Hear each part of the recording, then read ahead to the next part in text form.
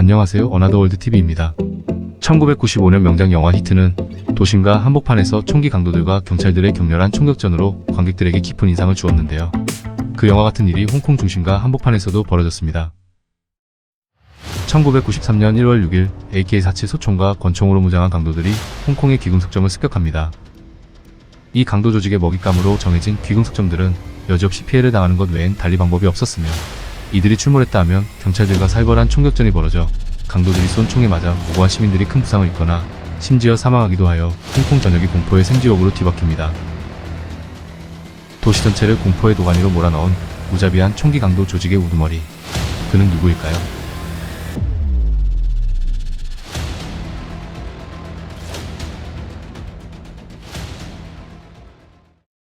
티스도. 구스헤드라는 별명을 갖고 있던 이카이푼. 그는 1961년 중국 광둥성의 어느 한 지독히도 가난한 집에서 태어났습니다. 그가 유년기를 보냈던 홍콩에 인접한 중국 광둥성 국경 지역은 1960년대 범죄 조직들의 왕성한 활동 지역으로 사건 사고로 악명이 높고 불법 밀매 밀수가 빈번히 일어나는 지역이었습니다. 이카이푼은 가난한 가정 환경 속에서 자랐던 터에 그가 받은 학교에서의 배움은 초등교육 3학년이란 교육과정이 전부였습니다. 다만 어린 그가 제대로 보고 듣고 자랐던 것은 국경 지역 삼합회 같은 범죄 조직들이 불법적인 일을 하며 살아가는 방식이었습니다. 1980년 초 그는 더 나은 삶을 살고자 꿈과 젊은 패기만을 가지고 홍콩으로 불법 밀입국 갑니다. 당시 홍콩은 한국, 대만, 싱가포르와 함께 아시아의 네 마리 용으로 불리우며 국제금융무역 중심가로서 고도의 경제적 성장이 절정이었던 시기였습니다. 배운 것도 부족하고 가진 것도 없었던 이카이푼은 홍콩에서 불법 이민자이자 일용직 건설 노동자로 살았습니다. 그곳은 그가 꿈꾼 만큼 더 높은 곳을 올라갈 수 있는 기회를 주는 호락호락한 곳이 아니었습니다. 그는 일용직 건설 노동자로 살아가며 돈을 모아 부자가 되기란 힘들다는 걸 깨닫게 됩니다. 1984년 10월 10일 이카이푼은 중국 본토 출신 조직원 5명과 총기로 무장하고 홍콩의 킹포 귀궁석점을 습격합니다. 부자가 되기 위한 그의 선택은 롤렉스 같은 고가 시계 브랜드와 값비싼 보석들을 취급하는 귀궁석점 강도가 되는 길이었습니다. 이들의 범행은 한치의 망설임도 없고 대담했으며 철저한 사전 준비에 따른 듯한 움직임을 보였다고 합니다. 그리고 같은 달 10월 27일에는 같은 지역구의 틱손 주얼리샵을 습격합니다. 이들이 두 번의 범행으로 강탈해간 귀금속의 가치는 무려 200만 홍콩 달러가 넘었습니다. 1984년 평균 환율에 따르면 200만 홍콩 달러는 환화로 약 2억 1천만 원 이상의 엄청난 금액이었습니다. 당시 이 강도 조직으로 인해 홍콩 일대 귀금속점 주인들은 자신들이 다음 목표가 되지 않을까 하는 공포감과 두려움에 떨며 가게를 운영해야 했습니다. 이렇게 홍콩 전역이 발칵 뒤집어지자 홍콩 경찰은 이들을 잡기 위해 대대적인 체포 작전을 지시하고 이때 강력계 그레고리 램 형사가 이카이푼과 그의 일당들을 추적하기 시작합니다. He had the experience of using the firearms and he would not hesitate to use the firearm whenever he is required to do so. When he committed his robbery, he and his gang is very well trained. They act quickly and they can finish the job within a few minutes. 수사 초반 이카이푼과 그 일당에 대한 정보가 전무하였기에 그들의 단서를 찾는 건 쉽지 않았습니다. 램 형사와 그의 수사팀은 홍콩 귀금속 업계 시장에서 일어나는 모든 불법 거래에 촉각을 곤두세우고 거래 정보 하나하나에 귀를 기울이며 단서를 모으기 시작했습니다. 어느 날 램 형사는 한 정보첩보원으로부터 조사 중이던 강도 사건과 관련된 롤렉스 시계의 거래 정보를 입수하게 되었고 리광민 경사를 거래 매입업자로 위장시켜 잠입 수사 작전에 투입합니다. 거래 금액 1만 홍콩 달러를 준비하고 장소를 정한 뒤 거래 조직원과 만나기로 합니다. 리 경사는 그의 파트너와 같이 작전에 임하는데 그의 파트너는 접선 장소와 조금 떨어진 곳에 잠복해 작전을 수행하기로 계획을 세웁니다. 드디어 작전 당일 약속 장소에서 거래 조직원과 만나게 됩니다. 그런데 리 경사는 접선 장소에 나온 조직원이 이카이푼임을 본능적으로 알아차리며 속으로 놀라움을 금치 못합니다. 하지만 재빨리 냉정함을 되찾고 그에게 안전하게 차에서 거래 금액을 확인하자 제안하여 그를 차 안으로 유인하는 데 성공하게 됩니다. 咁我就喺個袋嗰度即刻拎10萬蚊俾佢，一沓10萬蚊，咁佢就話：我話喂，嗱啲錢喺度，咁我就數俾佢睇，咁跟住咧佢仲係拎住支槍周圍望喎，咁跟住咧我就攞情急智生咧就攞咗一沓10萬蚊俾佢，我話你數啦咁樣。 이카이푼은 총을 놓고 두 손으로 직접 돈을 세기 시작했고 순간 리 경사는 절호의 기회가 왔다는 걸 직감합니다. 그리곤 그를 덮치며 그와 몸싸움을 벌이게 됩니다. 咁佢先至見到啲錢咧，就攞住啲10萬蚊咧，就縮開隻手，咁攞嚟肥下啲錢啊，肥嘅時候咧，我發覺即係機會啦，一撲埋就搶佢支槍啦。哎呀，差人跟住撳個掣，即係通知咧就係其他啲人啦。咁啊攞支槍對住葉繼歡個頭，咁啊葉繼歡即係就掹嗰支槍出嚟，就對我即刻捏住個輪瓜，同埋揦住個槍管，個輪瓜咧嗰個吉雞咧就卡住我隻手。 도시를 뒤흔든 강도 조직 두목을 잡을 절호의 기회였지만 그는 거세게 저항했고 격렬한 격투가 이어졌습니다. 뭔가 잘못되어 감을 눈치챈 주변에서 대기 중이던 리 경사의 파트너가 달려와 같이 제압함으로써 마침내 그를 체포할 수 있었습니다. 1985년 이카이프는 특수강도죄, 총기 사용 및 소지죄 등에 의한 유죄 판결에 따라 징역 18년형을 선고받게 됩니다.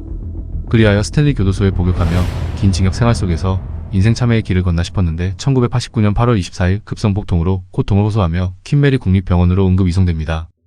하지만 교도소 측에선 이 과정이 그의 철저한 탈옥 계획의 일부분이었다는 걸 눈치채지 못했습니다. 수갑이 채워진 채 병원에 입원하게 된 이카이프는 2인조 경찰 감시단의 감시 안에서 호시탐탐 탈옥의 기회를 노렸습니다. 그러던 중 갑자기 급하게 화장실에 가야겠다며 고통스러워하는 연기를 한 뒤 화장실 앞까지 따라 나선 감시단에게 혼자 들어가게 해달라고 부탁을 합니다. 감시단은 그의 수갑을 잠시 풀어주는데 화장실 안에서 두 손이 자유로워진 이카이프는 화장실 창문을 통해 병원 밖으로 탈출에 성공하게 됩니다. 병원에서 빠져나와 근처 길가에서 6살 아이가 탄 지나가던 봉고차를 세워 아이 아빠 운전자를 협박하여 에버딘이란 홍콩의 항구 도시까지 이동합니다. 목적지에 다다르자 그는 차를 세우라고 한 뒤 내린 다음 어느 한 버스를 타고 유령처럼 유유히 사라지며 차취를 감춥니다. 이 탈옥 사건은 홍콩의 주요 신문들의 헤드라인을 장식하며 홍콩 전역이 또다시 발칵 뒤집히게 됩니다.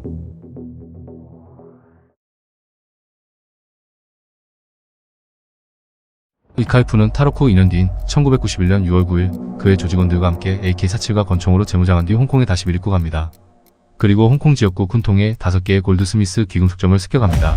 이 범행들 과정 경찰과의 대치에서 50여 발의 총을 경찰에게 쏘며 570만 홍콩 달러, 당시 하나 약 5억 3천만원 가치의 강탈한 귀금속을 가지고 도주합니다. 1992년 3월 10일에는 탐수이포의 타이포 거리에 있는 두 귀금속점의 보석들을 강탈하였는데 이때 65발을 경찰들에게 쏘며 총격전을 벌였고 300만 홍콩 달러 상당의 귀금속을 가지고 도주하였습니다. 이들은 두려울 게 없다는 듯 활개를 쳤지만 그 누구도 이들을 막을 수 없을 것만 같았습니다. 1993년 1월 6일 이카이픈 일당은 이번엔 몽콕의 네이튼 거리에 위치한 귀금속점을 습격하였고 경찰과의 총격전에서 AK-47 소총 등으로 30발을 격발하였습니다. 당시 총격전에서 무고한 여성 행인이 총에 맞아 그 자리에서 사망하는 끔찍한 일까지 벌어지게 됩니다. 이후 1994년 마카오 타이파에 위치한 하얏트 호텔에서 벌어진 4천만 홍콩달러 상당의 카지노 침 무장강도 사건에도 이카이픈이 연루되어 있다고 경찰은 밝혔으며 1995년 중국 선전시에서 발생한 탄진 사업가 납치 및 살해 사건에도 혐의가 있다고 발표하였습니다. 그의 일당들의 강도 행각으로 강탈된 귀금속들의 가치는 약 2천만 홍콩달러에 육박한다고 경찰은 전했습니다. 상황이 이렇자 홍콩 경찰이 이카이픈의 포상금을 100만 홍콩달러, 자그마치 약 1억 원 이상까지 걸었지만 그는 이미 범죄 무대를 중국 본토 선전시로 옮겨 홍콩 경찰이 그를 잡을 수 있는 기회는 점점 사라져가기 시작했습니다. 1996년 5월 14일 홍콩의 케네디 타운 항구 동이틀 무렵 정체를 알 수 없는 보트가 홍콩 해안가 쪽을 향해 다가오는데 두 명의 경찰이 해안 순찰을 돌던 중 이를 발견하고 보트에는 한 무리들이 타고 있다는 것도 알게 됩니다. 경찰관들은 처음엔 이들이 불법 이민자들이라고 판단했지만 이들이 해안가에 닿자 총기로 중무장해 있다는 사실도 알아차리게 됩니다. 남성 무리들이 보트에서 내리자 경고 지시를 했지만 보트에서 내린 그들은 순순히 지시에 따르지 않았고 그러자 결국 경찰관들은 사격을 가하기 시작했습니다. 하지만 보트 남성 무리들도 이내 대응 사격을 하였고 결국 이들의 목숨을 걸은 총격전이 벌어지게 되며 극한의 대치가 이어졌습니다. 장시간 총격전이 이어지던 중 그 보트 미리국 무리들은 달아나기 시작했고 그중 한 명이 달아나던 중에 경찰관이 쏜 총 3발을 맞고 쓰러집니다. 이후 지원 병력이 오고 경찰은 쓰러진 남성을 생포하게 되는데 붙잡힌 남성은 다름 아닌 홍콩 경찰이 그토록 추격하고 추격하던 최고 현상금이 걸린 1급 범죄 수배자 이카이픈이었습니다. 그 누구도 못 잡을 것 같았던 신출귀몰했던 도적왕 이카이픈은 척추 옆구리 그리고 팔 겨드랑이 쪽에 각각 한 발씩 총상을 입고 부둣가 길바닥 위에 쓰러지며 그의 범죄 인생도 결국 막을 내리게 됩니다.